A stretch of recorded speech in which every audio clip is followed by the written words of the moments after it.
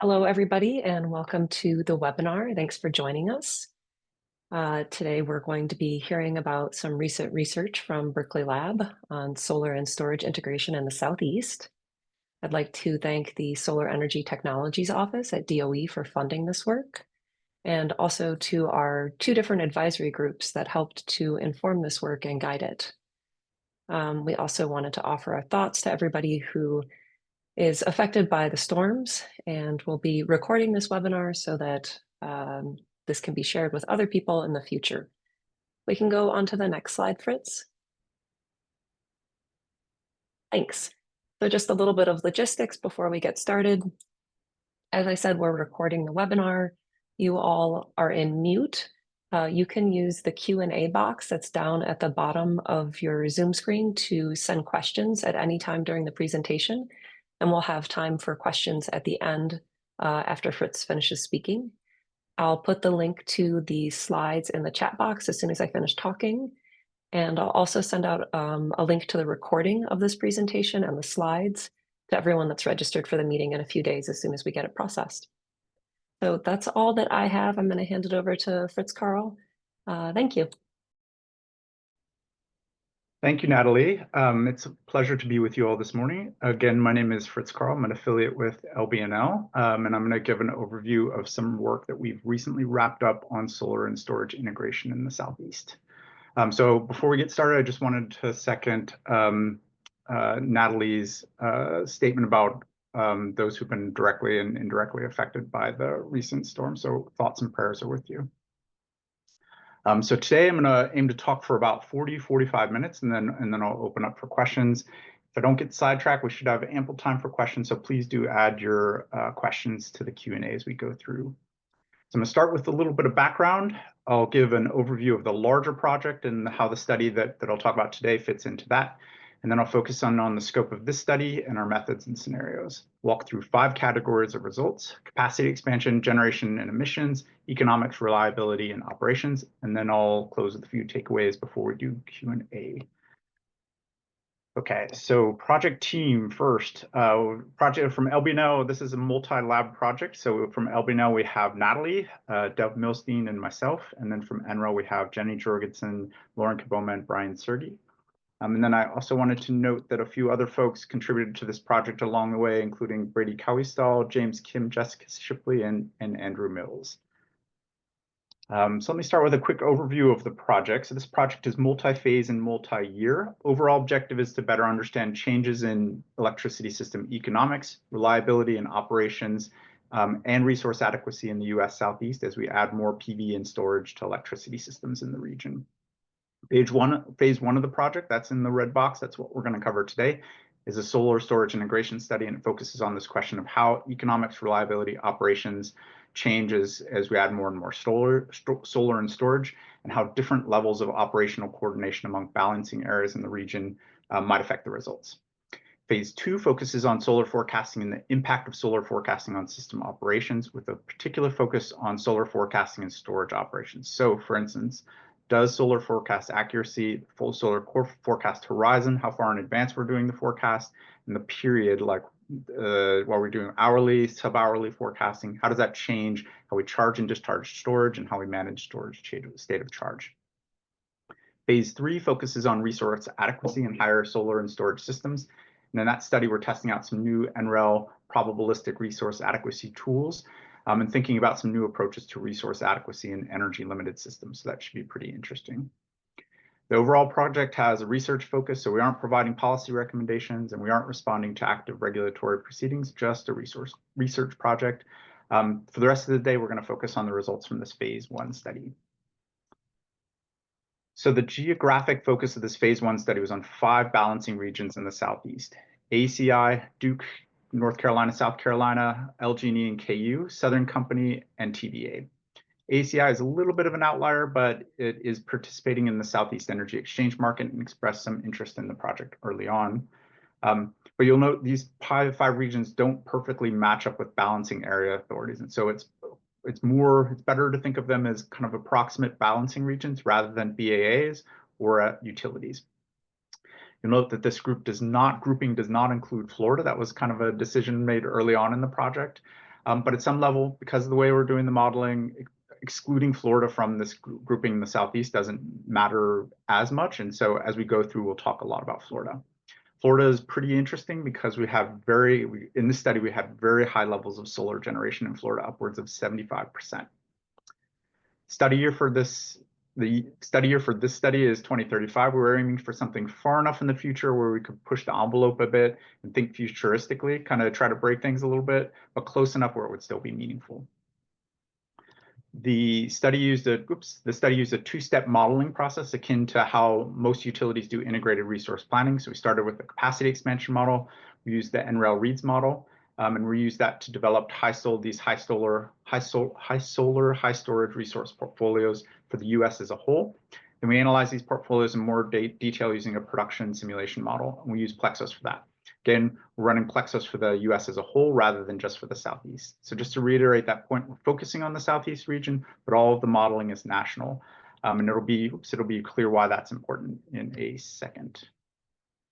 The focus of the study is on operations, but production simulation rather than on capacity expansion. But as you'll see in a bit, capacity expansion results are really important for understanding the production simulation results. For capacity expansion, we assumed relatively limited investment coordination among utilities. So everybody kind of doing their own thing. And this is somewhat similar to how utilities plan and invest today. We did allow READS to build new transmission capacity. We're not going to talk about that a whole bunch today, but if there's interest, we can pick that topic up in the Q&A, and there's some information on this in the additional slides. All of the results include the effects of all of the capacity expansion results include the effects of the Inflation Reduction Act. There's more detail on our capacity expansion assumptions in the additional slides in this deck and in the report. The Plexos modeling was two-staged. So we had an initial stage with hourly schedules and PV and wind forecast that was meant to reflect something like day-ahead operations. Then we had an adjustment stage with 15-minute dispatch and solar and wind actuals that were meant to reflect real-time operations. We use hurdle rates to mimic barriers to efficient regional dispatch. You can think of hurdle rates as something like virtual cost adders that make trade more expensive among balancing regions. We assumed hurdle rates were the same both internally within the Southeast and between the Southeast and neighboring regions. And the idea with that is if you have better price discovery in the Southeast, you probably have better price discovery between the Southeast and Florida, PJM, MISO, and because we have ACI in here, SPP. What that means is that we have a lot of interaction between the Southeast and these neighboring regions. And so in several of the results, we'll show this broader collection of regions rather than just the Southeast. And then last item for methods is that we required balancing regions to hold reserves to manage solar and wind forecast error. And then for the Southeast, we calculated these reserves outside of Plexos and allowed forecast error reserve sharing in scenarios with higher levels of coordination among utilities. So we developed 15 scenarios for the study. So across the columns here, we have base, medium, and high solar PV scenarios. The P here stands for PV, and I'm just going to say PV throughout the rest of the presentation. And then for the medium PV and high PV scenarios, we have low storage and high storage scenarios. In the rows, we have scenarios with different levels of operational coordination among utilities. We have a lower coordination scenario, which has higher barriers to efficient dispatch. Again, these are hurdle rates, and limited sharing of reserves to manage PV and wind forecast errors. We've got a mediums coordination scenario, which has lower hurdle rates and sharing of spinning reserves for managing PV and wind forecast errors. And then we've got a single balancing region scenario, which has no hurdle rates and sharing of all reserves. And in this scenario, we're allowing reserves to be held anywhere in the Southeast. So these coordination scenarios are meant to be generic. We're not trying to model specific market designs. We can think about the lower coordination scenario as something like a bilateral market with limited coordination around forecast error reserve sharing. The higher coordination scenario would have some form of an organized market that lowers barriers to trade and has some form of decentralized reserve sharing. And then the single balancing region would be something like an RTO with a single regional system operator. So in the coordination scenarios, we're holding the resource portfolios constant and changing hurdle rates and reserve sharing. So we've got a total of 5 resource scenarios. For each resource scenario, we have 3 coordination scenarios, and that's going to give us 15 total scenarios. So quickly, we'll note our nomenclature for these different scenarios. So you'll see these coming up throughout the presentation. Okay, this table shows where we landed in our 5 resource portfolios in terms of the share of utility scale PV share of installed capacity, total PV installed capacity, energy storage installed capacity, and the ratio of PV to energy storage. So these are for the Southeast study region. Storage here is almost all batteries and pumped hydro. There's a lot of pumped hydro in the Southeast. We'll give a little bit more detail on storage shares in a bit. All of these are 2035 scenarios. So the base PV, base storage scenario is not a reference scenario. It's not a base scenario, 2020 scenario. This is a 2035 scenario. In the base PV, base storage scenario, we're using moderate PV and storage cost assumptions from NREL's annual technology baseline database. So you can think of this is our business as usual scenario in 2035. So that's already a lot of PV and a lot of storage on the system. In the medium PV scenarios, we assumed lower costs, and in the medium PV, medium storage scenario, we assumed lower battery costs. You notice that the battery cost, dropping the battery cost, interestingly gives us this big bump in PV. So from 33% of total capacity to 39% of total capacity. So we've got same PV costs, but we just lower battery costs and we get this big jump in PV. And you'll see why that is in a bit. In the high PV scenarios, we added a carbon tax to get more PV. So we were targeting PV shares in the mid 40s or maybe even upwards of 50%, but we really didn't get there. And I'll come back to that in a second. Again, all of the resource portfolios are US wide. And so in all of the other regions of the US, we're using the same assumptions that we use for the Southeast. So in the other regions of the US, we've also got high levels of PV, relatively high levels of storage, and high levels of wind. Okay, so let's start walking through the results. So this is a kind of a fuller list of results. We group the results into capacity expansion, generation, emissions, economics, reliability, and operations. There's a kind of a fuller list of results here, but this is just mainly to highlight that there's both more results and more detail in the report than what we'll go through today. So today I'm just going to go through a subset of these. Okay, so let's start with capacity expansion results. So I said the focus of the study is on operations, but to understand the operations results, it's important to understand what's going on in the different resource portfolios. So this figure shows the base PV, base storage installed capacity mix. That's on the left-hand side here. So this is installed capacity for the Southeast region. And then the other columns here show changes in the capacity relative to that base PV, base storage scenario. So the pink here is energy storage, yellow is PV, blue is wind, hydro is teal, light purple is gas CTs, combustion turbines, dark purple is gas combined cycle units, black is coal, and nuclear is brown. There's some other stuff in here, but we're going to ignore it because it's relatively small. So in this base PV, base storage scenario, in terms of capacity, we're mostly nuclear, gas, and PV with a small amount of hydro and wind. When we lower PV costs in this medium PV lower storage scenario, so this one right here, we get mostly more PV. We get a little bit more storage and a little bit less wind in that base PV than in that base PV, base storage scenario, and mostly PV, mostly more PV. But in this medium PV high storage scenario, when we lower storage, both PV and storage costs relative to that base scenario, we get a lot more storage, but also a lot more PV. So that's that bump from 33% to 39%. And then in these, again, in this scenario, we have a little bit less wind, but we also have less coal. Less coal here is a little bit different than less wind. For wind, we're just building less than we did in the base PV base storage scenario, but for coal, we're retiring some existing capacity. And then when we add in the carbon tax in these high PV scenarios, we end up with more PV and more storage, but also a lot more wind and a lot less coal. We'll talk about the wind in a second. And again, the less coal is we're essentially retiring all of the existing coal capacity in the Southeast region. Our gas fleet stays about the same across scenarios, but notice in the high PV scenarios and in these scenarios, we're actually adding about a bit of gas CC capacity. So that's kind of interesting. And apologies, it's a little bit hard to see, but across these scenarios, we end up with pretty different storage technology mixes.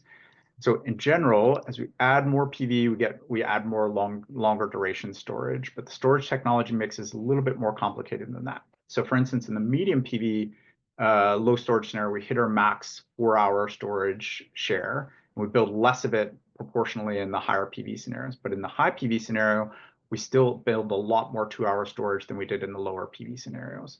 So more PV does not always just mean longer duration storage. And it's general, it's kind of difficult to come up with rules of thumb for storage.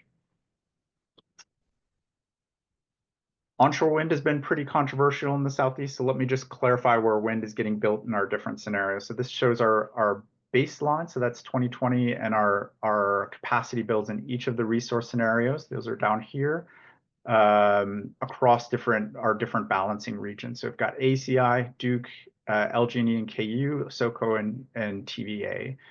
In our base PV and medium PV scenarios, most of our winds in ACI, aside from a relatively small amount in the Duke balancing region. But in the high PV scenarios, we build wind throughout the Southeast region. We'll come back to that in a bit and why that's the case in a bit. The other thing I wanted to quickly highlight here is that we have PV distributed across the Southeast region, but interestingly, you'll notice that proportionally we have less storage in our smaller balancing regions. At this point, it's just an observation. We're not going to go into a whole lot of detail on why that is, but I'll just note here that there's probably some useful work to be done to understand why and where storage gets built in capacity expansion models. So that's it for the capacity expansion results. Pivot to the operations results, and we'll start with generation. So this figure shows where we ended up in our 15 scenarios in terms of real-time PV and non-fossil generation. PV generation's on the share of PV generation is on the x-axis here, and the share of non-fossil generation's on the y-axis, and each of the dots here is a different scenario. So we have this nice continuum from 23% PV in the base PV base storage scenario all the way up to 46% PV in the high PV, high storage, single balancing region scenario. And then in the for non-fossil generation, we're going from 69% in base PV base storage all the way up to 99% in the HP scenarios, in these scenarios, in the high PV scenarios. So this study provides some useful benchmarking for things like emissions, PV storage ratios, cost, operational issues, storage operations, transmission flows, and more with different levels of PV and non-fossil generation. You'll notice also that we have this interesting inflection point between right after about 40% PV generation. And this is the gap between our medium PV scenarios where we adjusted the dial and got a lot more PV, and our high PV scenarios where we adjusted the dial. In that case, it was a carbon tax and got a lot more wind than PV. So this is a kind of saturation point for PV. Yes, the saturation points depend heavily on assumptions about things like PV technology parameters and costs, storage costs, and wind feasibility and cost. But nonetheless, this is an important point. We'll come back to this later. So in terms of CO2 emissions, we need to broaden the tent a little bit because in the higher coordination scenarios, we ended up with a lot of CO2 emissions shifting across regions. So for this figure, the yellow is going to be the Southeast down here, SER, Southeast region. Orange will be Florida, FRCC, that's the Florida Reliability Coordinating Council in Reeds. And the green is MISO, PJM, and SPP. And yes, we did create an acronym of acronyms. So this will be, we'll refer to this as MPS. The different scenarios here are across the x-axis are our resource scenarios and our coordination scenarios. So we have 15 of these. So in this base PV, base solar, lower coordination scenario, we're already at about 65% reduction in 22 CO2 emissions across these three regions. So it's pretty substantial in this kind of first scenario. This is already a pretty substantial reduction in emissions. The percentages here at the top of the column show the percent reduction in emissions for each scenario relative to the base PV, base solar, lower coordination scenario. So in the medium PV scenarios, these right here, we're at 13 to 36% lower CO2 emissions than the base PV, base solar, low coordination scenario. So that's about 70 to 80% lower than 22 emissions for this region. And in the high PV scenarios, we're 90% lower than the base scenario, and that's about 97 to 98% lower than 2022 emissions. So in the higher coordination scenarios, so that's the HC and the HB scenarios, relative to the LC scenarios, we're getting about 3 to 7% additional reductions in CO2 emissions. But they also lead to pretty substantial emission shifting between regions. So you can see this most clearly in the base PV base storage scenario. So emissions in the Southeast study region in Florida, that's the yellow and the orange here, fall by a combined 70 million tons CO2 per year from the in the SB scenario relative to the LC scenario, but they increase by about 50 million tons per year in the MPS region. So a net, as a kind of a mega region, we're saving 20 million tons per year, but we have we're increasing emissions in some regions and reducing them in other regions. So more efficient dispatch is lowering our overall emissions, but it's leading to emissions shifting in some regions. Emission shifting tends to be relatively difficult politically, so this is just something to keep in mind. So this figure shows, or this set of figures shows average daily real-time dispatch for the 5 lower coordination scenarios in the Southeast region. And this illustrates a few important points about how electricity systems are evolving as we add more PV and solar, or PV and storage, sorry. So for our color scheme, we have nuclear in brown, coal in black, gas CC in purple, gas CT in light purple, hydro in teal, wind in light blue, storage in pink, net imports in gray. So the net imports are only down here, solar in yellow, and then curtailment is this light orange color up here. The dotted line here is load, and the solid black line up in kind of north of that is load plus storage charge. So a few things to take away from this. We'll spend a little bit of time with this figure.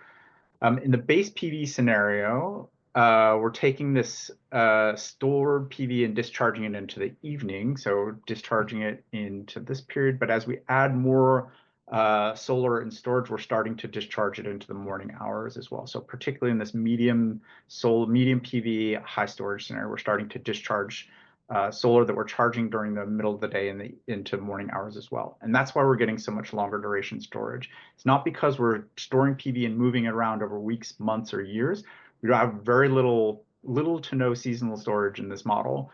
It's this diurnal shifting. Why we're getting longer duration storage is because we're doing this diurnal shifting of PV from daytime hours through the evening and into the morning. So that's roughly 7 p.m. to maybe 5 a.m. So it's the kind of a 10 to 12 hour period where we need storage for. So you can get a sense for this very complementary relationship between PV and storage. Beyond a certain level, PV may be already kind of happening in the base PV, base storage scenarios. You need storage to make PV cost effective. And storage, in turn, is almost entirely following the solar cycle. We charge during the day and we discharge at night. Part of the reason that we have this very tight relationship between PV and storage in the Southeast is that we have this big block of immutable nuclear down here at the bottom. And this means that there are limits to how much our PV can push down during the middle of the day, which means that we have less PV that's being directly consumed by loads and more PV, increasingly more PV that's being stored and discharged in the evenings and the mornings. So this big block of nuclear, around 30% of generation, is part of what makes the Southeast region unique. You'll see that in the base and medium PV scenarios, our evening and morning generation is mostly gas, coal, wind, and storage discharge. And in this medium PV high storage scenario, we really start to see storage playing a larger role in the evenings and mornings. And then in the high PV scenarios, we make a pivot toward wind storage and imports in the evenings. So what's going on here is quite interesting. First, part of the reason we end up with PV saturation in these as we add more and more solar to the system is that we're consuming a smaller and smaller share of PV directly. But as a result, we're also reaching the economic limits of what we can store and shift to the evenings. You can get a sense of this through the level of curtailment here. We're curtailing a lot of PV. And again, these are average dispatch figures. So if you think about what's going on seasonally, we're building to meet kind of a peak in the system, but in some seasons we end up with low capacity utilization on both our storage and our PV. So what wind does is it gives us evening and morning generation that we don't need to store in time shift, even if during the day it exacerbates our curtailment problem a little bit. So most of our wind generation in terms of gigawatt hours is going to be in the evenings. The other interesting thing to note here is net imports. So in these three scenarios, we don't end up with net imports a lot of net imports in the evenings. So remember, these are the lower coordination scenarios, so there's not a whole lot of net imports.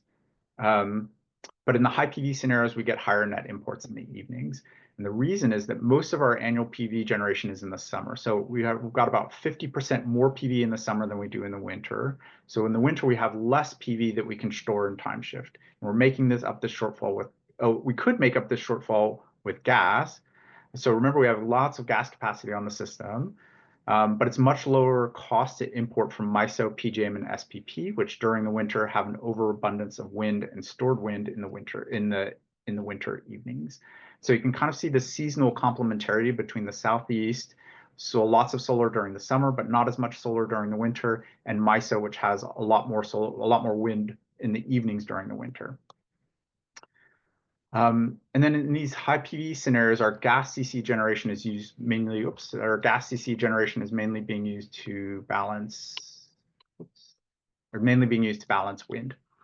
If you look at the amount of curtailed energy we have, you might say, well, why don't we just use that to do our wind balancing? But the riposte is that we have a timing problem. We don't have that energy stored and available when we need it. And that's really the potential role of longer duration storage. You also notice from this, you can kind of see it, but we're using gas CTs mainly in the morning and evening hours, so and almost exclusively in real time. The reason is that we have hourly schedules, day ahead, and then we have large imbalances from those schedules in real time due to the magnitude of our PV ramps. So in these high PV scenarios, we're talking about average 5 gigawatt, 15-minute ramps. So that's a lot of capacity that we need to make up on short time scales.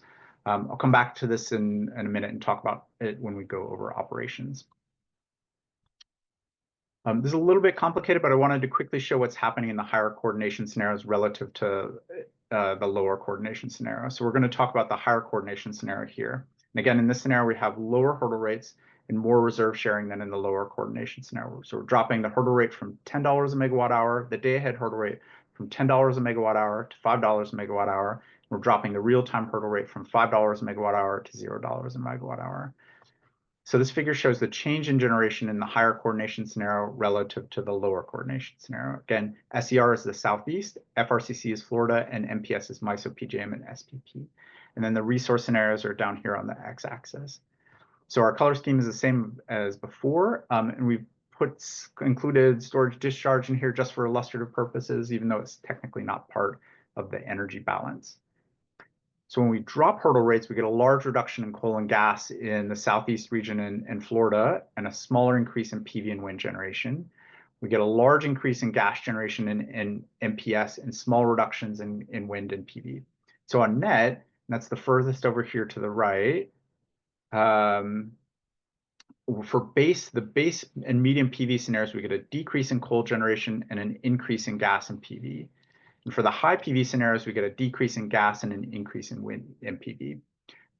For the medium PV scenarios, what's going on is pretty interesting. We have coal. Coal is actually cheaper than gas, so this isn't coal to gas switching. What's happening is that when we have higher hurdle rates, it's cheaper to run the coal. But when we lower hurdle rates, it becomes cheaper to have solar PV during the day and gas and import gas at night. So a combination of the two, and then back down or turn off your coal generation. So because of the way that we're doing kind of day ahead real-time hurdle rates, this gets really complicated, but this gives you at a high level, what we're doing is replacing coal generation with a combination of solar PV and gas. And in the high PV scenarios, hurdle rates are low enough where we can make operational changes that are allowing us to back down gas and make space for wind and PV. Those operational challenges are a little bit complicated. There's more detail in the report about what's happening in those scenarios. But you'll notice that by far the biggest change with dispatch in all of these scenarios is that we're gas switching across regions. So we're moving gas generation closer to fuel resources. And if you think about it, that makes sense. What we're not seeing when we lower hurdle rates is a lot more trade in renewable generation. And if you think about it, that also makes sense. If one region is curtailing PV and has gas on the margin, the difference in marginal cost system lambdas is going to be much higher than our hurdle rates. So, $20 to $30 a megawatt hour. So that trade is going to happen in the lower coordination scenarios in this analysis. But if both regions are curtailing PV, you have essentially zero marginal costs in both regions and hence no trade. Where this potentially gets more interesting is with storage, but in current models, including Plexus, the model that we're using, we're not capturing storage opportunity cost that well. And so again, hurdle rates have a limited impact on trade when storage is on the margin. Essentially, at that point, the model is if it's trading storage versus storage on the margin, it's picking up pennies. So those changes in generation are helpful for understanding the production cost results. So again, we're showing the Southeast region, SER, Florida Reliability Coordination Council, FRCC, and MPS, because the costs in each region are highly interrelated.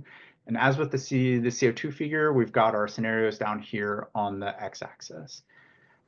So in general, as we go across scenarios from this base PV, base storage scenario, low coordination scenario down through higher solar, higher storage scenarios, we get very relatively large reductions in production costs. And that's mainly the result of increasing PV and wind generation on the system that have low variable costs.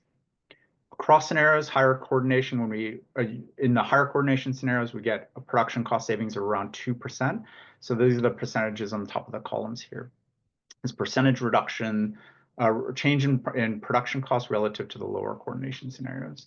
So 2% may not sound a lot, but this is consistent with estimates of production costs from the creation of MISO, SPP, the Western EIM, and so on. 2% is sort of the magic number for cost savings from developing wholesale markets. But the issue is 2% of this base PV scenario here is a lot more than 2% of these high PV scenarios. And so if we're doing benefit cost analysis for things like wholesale market designs, designs for sharing operating reserves and or planning reserves, transmission builds, et cetera, we may need to think about additional metrics to supplement adjusted production costs. And then last point to note here is that we end up with 2% savings in these higher coordination scenarios. They're large shifting costs across regions, similar to CO2 emissions. Costs decline in the Southeast region and FRCC, but they go up in MPS. This is, if you think about it, this is consistent with the notion of moving generation closer to fuel sources. It's not really a concern. In some ways, wholesale markets were set up to handle this issue. If MISO, if resource owners in MISO, PJM, and SPP didn't want to trade with the Southeast, they felt like they were doing so at a cost, they wouldn't. But this direction of this cost shifting from the Southeast region to MISO and PJM in particular is just something to note. Wanted to make a few comments on the results for reserve requirements and reserve sharing. So again, we're having balancing regions across the model hold reserves to manage wind, PV and wind and solar forecast there. And in the Southeast, we're calculating those reserve requirements separately so that we can examine the effects of reserve sharing. So the reserves that were forecast air reserves that we're requiring balancing regions to hold include spinning reserves to manage smaller forecast errors, or non-spinning reserves to manage less frequent but larger forecast errors, and regulation to handle errors on much shorter time horizons.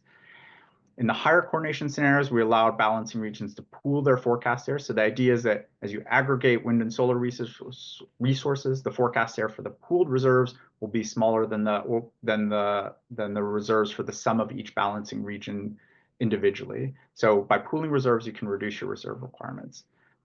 So the figure on the right here shows reserve requirements as a share of load for each resource scenario. Those are in the columns. And then at the bottom for each coordination scenario. So we have the resource scenarios up here at the top and the coordination scenarios down at the bottom.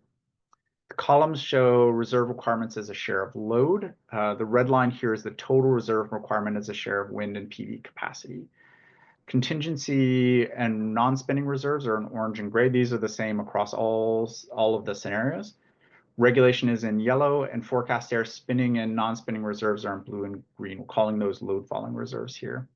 And a couple things to note. First, as we add more PV and wind, we end up with significantly higher reserve requirements. That makes sense. So base PV scenario, we're at about 16 to 19% of load, but we go all the way up to 24 to 32% of load in the high PV scenarios. But as a share of wind and PV generation capacity, we're pretty constant at about 6 to 10% of capacity. That's the red line down here. Second thing to note is that reserve sharing reduces reserves quite a bit. So this is the difference, these columns relative to the lower coordination column. So we're getting roughly 5 to 23% reductions in reserve requirements in the higher coordination scenarios. Largest reductions are from sharing these non-spinning forecast error reserves. So again, those are reserves to manage infrequent but large forecast errors. We used model prices to calculate savings from reserve sharing. So the cost savings are in the ranging from $90 million per year all the way up to $1.2 billion per year. And that depends mostly on the amount of reserves that we're sharing, but also on model prices. And interestingly, the largest cost savings were also from sharing non-spinning non-spinning forecast error reserves. That was a little bit of an unexpected result, and we can talk about why in the Q&A if there's interest. And then the last point in here is that because energy and reserve prices tend to fall as you add more PV, the value of reserve sharing in terms of cost savings also tends to fall. That can get counterbalanced by scarcity prices, but if you have lots of capacity on the system, the price reduction effect is larger and reserve sharing is less valuable, even if you're sharing more reserves. So in the PV, in the medium PV scenarios on up, most of our reserves are being provided by batteries.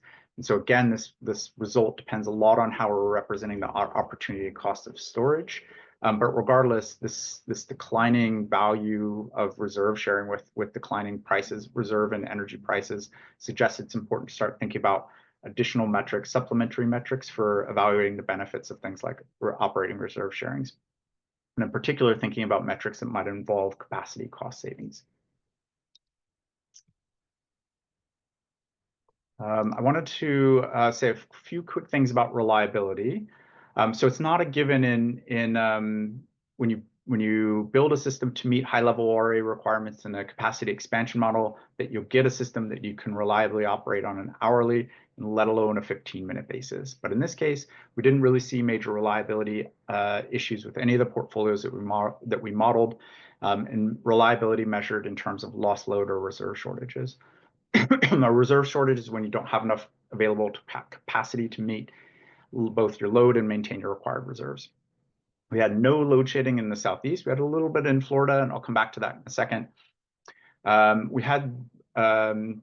we did have some reserve shortfalls in the Southeast. These tables provide a summary of the counts, the average amount of reserve shortfall, and the maximum amount of reserve shortfall across the different scenarios. I'm not going to go into these in detail, but you'll note from the counts that reserve shortfalls are pretty infrequent. So we're talking about at most 3% of time intervals. In general, reserve sharing reduced reserve violations, but the biggest reduction in reserve violations was from something we did in these SB scenarios. So again, in these LC and HC scenarios, we're requiring each balancing region to hold its own reserves, but in the SB scenarios, we are allowed reserves to be held anywhere in the region. And this is a particularly big deal for smaller balancing regions, because for smaller balancing regions, the amount of reserves that you need to hold to cover forecast error can be large relative to your load. So being able to hold reserves anywhere in the region significantly reduces reserve violations. So we didn't have all that much in the way of reserve violations, but what we did provides a really interesting perspective on how system stress changes with different levels of PV and storage. So in our base PV scenario, most of our reserve violations were happening in the evening hours, so roughly 7 to 9 p.m. So that's similar to what's been happening in Calais over the past few years. And in our share of PV generation in our base scenarios is roughly similar to Calais. In our medium PV scenarios, however, we start to see the shift in reserve violations to different time periods. So this figure shows an example. So this is the medium PV high storage scenario. Hours are in the rows, months are in the columns, and these are the sum of reserve violations over the year. We still have a few reserve violations in the evening PV ramp period, but most of our reserve violations were during the morning PV ramp, especially following low PV days. What's happening is that usually we'll use storage to help manage the difference between hourly schedules and 15-minute dispatch during the morning PV ramp. But following low PV days, we run out of battery energy and we get into situations where we can't bring a CT online fast enough or charge batteries fast enough to fill our reserve gaps. So this isn't really a resource adequacy issue, and it isn't really an energy adequacy either. It's more of an operational issue. And this issue is coming up a lot in Florida. And a lot of the lost load in Florida was happening during these hours. So the two most obvious solutions for managing these solar ramp issues, one is to move toward 15-minute scheduling day ahead. And this is probably a good idea in these types of systems. So avoid having to have very large adjustments during the solar ramp period between day ahead hourly and real time 15 minutes or sub 15 minutes. And then the second thing that's probably a good idea is to change the way that we manage battery state of charge, making sure that we have enough battery energy available to deal with these type of issues after low solar days. So this latter issue, this relationship between solar forecasting and battery operations, is part of our phase 2 work. Last result is operations and specifically transmission flows. And this figure here shows total annual interchange. So that's flows between regions, both within the Southeast region, that's the intra-regional, that's over here, and between the Southeast region and its neighbors, that's intra-regional, so that's over on the right. The blue column is the lower coordination scenario, orange column is the higher coordination scenario, and the red column is the single balancing region scenario. And then the resource scenarios are below here on the x-axis. So a couple of things. In the lower coordination scenarios, you can see that flows are pretty similar across resource scenarios, and are also similar between the Southeast, within the Southeast and between the Southeast and its neighbors. In the higher coordination scenarios, we get a significant increase in transmission utilization as a result of lower hurdle rates. And then in the single balancing regions, we get another bump up in transmission utilizations, but not as large, meaning that the hurdle rate reduction in the higher coordination scenarios kind of hit the sweet spot in terms of fuel price differences between regions. These increases in the higher coordination and single balancing region scenarios are much larger for interregional than intra-regional, and that's a result of the resource complementarity that we talked about earlier. Across the board, in all scenarios, as we add more PV to the system, we end up with lower transmission flows and lower transmission utilization. So we end up with a decline from going from here down to here. And we talked a little bit about why already. We're not having a lot of renewable trade in the system. And so that's reducing transmission utilization, but we can come back to this in the Q&A if there's interest. A lot of this has also to do with the way that we built out the system, but we can come back to this transmission utilization question and talk about that in the Q&A if there's interest. And then lastly, and not shown here in terms of the timing of flows, the Southeast becomes a net exporter during the day and a net importer in the evenings. From those average dispatch figures that we showed, hopefully that makes sense. Okay, so I'll close with a few key takeaways and then we'll move to Q&A. So first key takeaway is this point about PV saturation. So at about 40% PV for the region, we hit an inflection point. And beyond that, in our capacity expansion modeling, wind was more cost effective than PV for reducing CO2 emissions. There's been a lot of debate about wind in the Southeast, and I think all we're saying here is that it might be worth either A, exploring the feasibility of developing wind on a larger scale within the region, or buying it from neighboring regions, or B, just exploring these PV saturation points and how to relieve them in more detail. Second takeaway is on this complementarity between PV and storage. Clearly, they're independent in the study, but it's very hard to develop rules of thumb for what that relationship should look like. For instance, it's hard to develop robust PV storage ratios that work across different cost and technology scenarios. It's hard to develop rules of thumb for what the storage technology mix should look like. It isn't a given that when you get higher levels of storage, that all of your storage needs to be long duration. Higher levels of PV, that all of your storage needs to be long duration. Third takeaway is that even in the lower coordination scenarios in the study, we were able to reliably operate portfolios with much higher levels of PV and storage. But having more coordination did help to lower costs, reduce emissions, and deal with operational challenges. My interpretation of that would be RTOs are probably not a precondition for these higher solar and higher storage systems, but having more coordinated operations through markets and reserve sharing, and ideally some form of coordinated investment would be a cheaper and more reliable way to do things. Fourth and related key takeaway is that reserve sharing for managing PV and wind forecast areas is probably a good idea. It doesn't require an RTO, but without an RTO, it requires mechanisms to manage how reserves get allocated, what the transmission, how to deal with transmission limits, and how the reserve energy actually gets deployed. That's something, how that might work is probably something that's useful to start thinking about earlier rather than later. Fifth takeaway is this idea that we may need to start thinking about supplemental metrics for evaluating things like reserve sharing and transmission benefits as production costs fall with higher levels of non-fossil generation. And then last key takeaway is that reliability and operational challenges evolve at different levels of PV and storage. Most of these seem to be pretty manageable, but it's important to try to start anticipating what they might be and figuring out how to address them. And with that, I will wrap up. Thank you again for your time today. The report is online at this link. We've also put the resource portfolios that we developed for the study online as a CSV file, so feel free to download those. The portfolios, again, are national, so they included the rest of the continental US. We have more detailed assumptions behind the scenarios in the report so you can make sense of them. But these can be a really useful benchmark for looking at things like RRPs or for doing other studies. And then lastly, if there are other questions that we don't get to today, please feel free to email Brian or myself. And with that, let's open up for questions. Thanks, Fritz. There's a handful of questions that have come in that Brian, I think, has been answering as we go along. I don't know if you want to comment on any of the questions that he's already responded to. It looks like we have a few more that are trickling in right now, too. Okay. Yeah, so the first question is solar is 75% one, so 75% of total generation. So we do not have a separate solar presentation, but it would be really useful to do a separate study just on Florida. Florida, I think, is a really interesting case. It's different from the rest of the Southeast in that it has less nuclear, probably slightly better solar resources. So it'll look and less potential for wind development. So it'll look a little bit different than the Southeast. I think it would probably be useful to just do almost a separate study on Florida.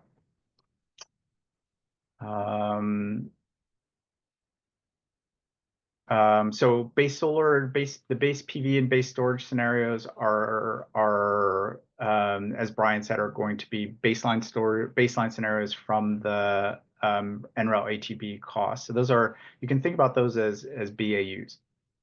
And we were a little bit surprised at the level of both solar PV and storage that we got in those were somewhat higher than we thought they would be. So I think most of the other questions have been answered. Let me look at the open questions. Would you know how your transfer limits compare with the recently published ITCS report from NERC? We did not compare them explicitly. Brian, looks like Brian is typing an answer to this question. We did not compare them explicitly. In general, transfer limits were not a major constraint for things like reserve sharing. And what's happening is the reason why we end up with lower transmission utilization is we're adding more storage as our solar is that our use of the transmission system just becomes peakier. So utilization is going down. So during a few hours of the year, we have really high utilization of the transmission system, and then it tapers off relatively quickly after that. So it would be useful to do a little bit of benchmarking for transmission capacity in the region relative to what's in the ITCS report. Differences between the results between the day-ahead and real-time runs. Yes, so what we're doing with the day-ahead runs, we're assuming that there's more friction in the system, and that so we have higher hurdle rates in the day-ahead runs. And then in the real-time runs, we're assuming there's less friction in the system, and so we have lower hurdle rates in real time. So with the day-ahead hurdle rates, we'll have higher commitment in some regions relative to what a unit commitment will turn on more of some generators relative to what we would do if we had zero hurdle rates. So in some ways, we're kind of over preparing in the day-ahead runs, and then when we remove the hurdle rates in the real-time runs, then we're allowing more kind of reducing the hurdle rates and allowing more efficient dispatch between regions. Where the sweet spot is for the Southeast is the day-ahead kind of positioning matters, but doesn't matter as much. What really matters is the real-time hurdle rates, and what really matters is the real-time hurdle rate in 2022 costs between $0 and $8. And when you do that, you end up with a lot of increased dispatch across regions, and that's just because you're bridging the gap between natural gas fuel prices. But it's really interesting to think about from a trade perspective. It's really interesting to think about kind of what's on the margin in different regions at different times. So in a lot of even in the base PV, base solar, base storage scenarios in this modeling, in a lot of hours, renewable generation will be on the margin.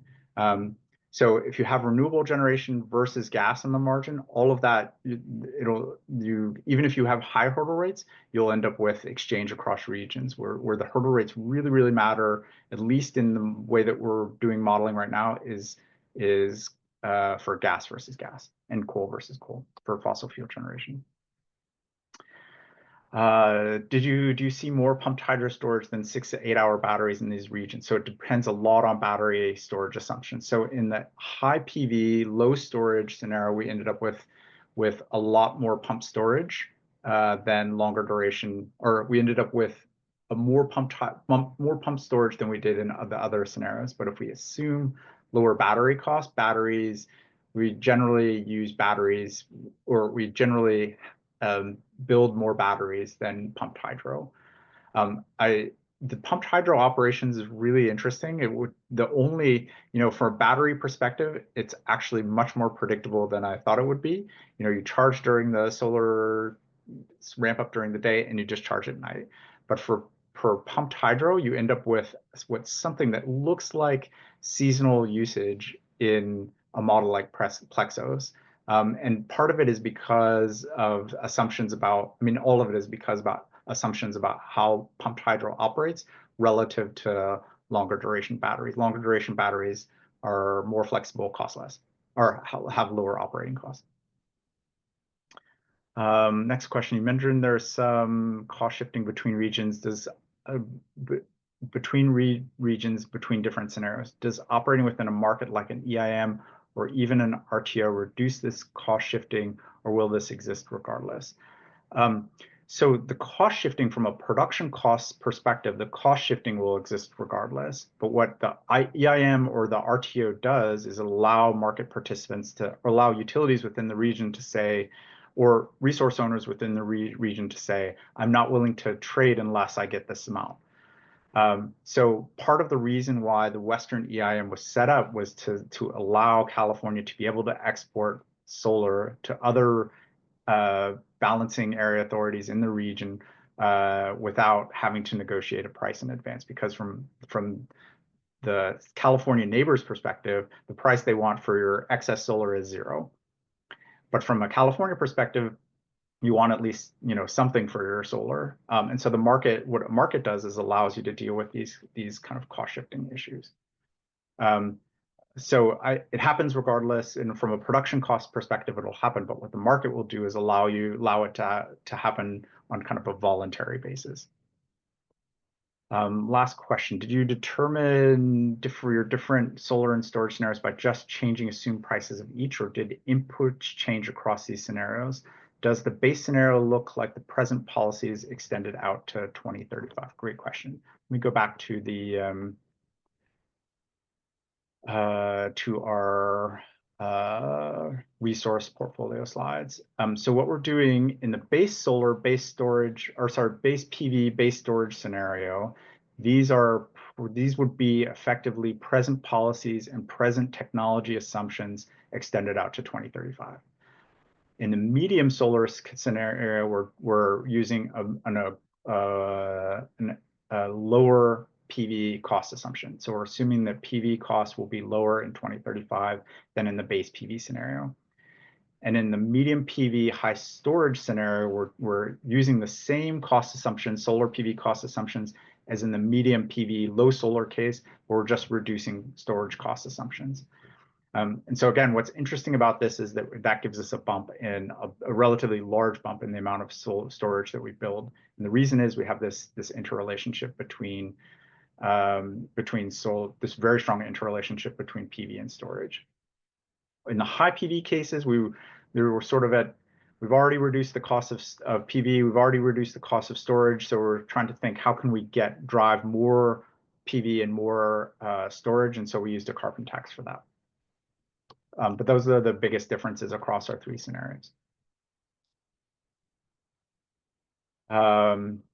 So Jiang, for your question of what are the average utilization rates of interregional transmission, I'd have to check, but if you email me, I will send you specific numbers. And then another question, do you have results specific to the LGEKU region distinct from neighbors? I believe LGEKU will have much lower nuclear, so it may actually look different than the larger region. Yes, so you can see that here. You can see that here. Let me bring up the next slide. you can see that here. So LG has no nuclear, and so yes, it looks from an operations, ACI is also this way. So from an operations perspective, it looks different from the rest of the region. We didn't look at any of these subregions individually. This ended up being an enormous amount of data, but the portfolios are there. We can share results with folks if they're interested. So email us, and if you're interested in looking at the subregions, we can definitely share individual results with you.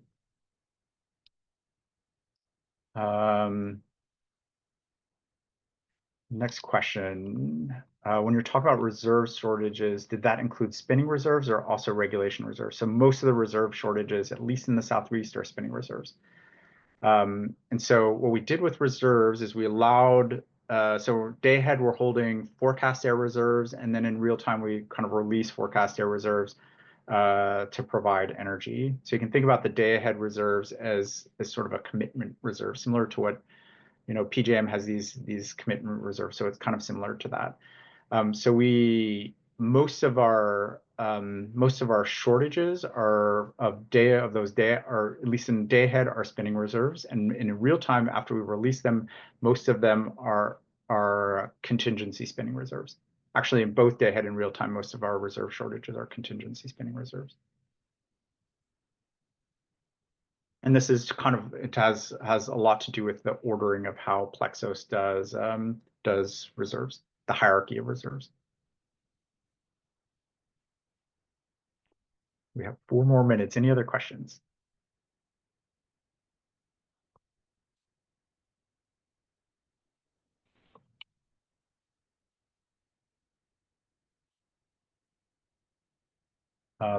If not, we'll wrap up for today. And I just wanted to say thank you all again for your time, and feel free to reach out to us with any questions about the report, or any questions about the data coming out of the report. Thank you, and have a wonderful day. Thanks, Fritz. Thank you, everybody.